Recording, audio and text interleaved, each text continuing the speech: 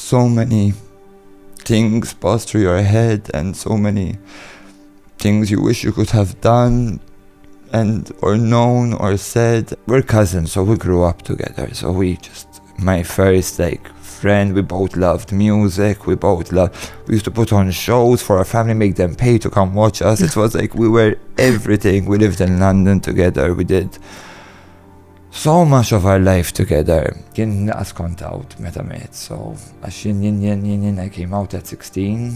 Okay. And a part of me thinks maybe the only reason I felt safe to was because he had just passed away and I knew my mom would be relaxed. U sirt naf li mami kella il-cancer u kienu ħajamlu l-operation xi ġimgħa wara għallu issa fidejk jekk trid tiġi jew le u jien ġejt mill-ewwel ovvjament.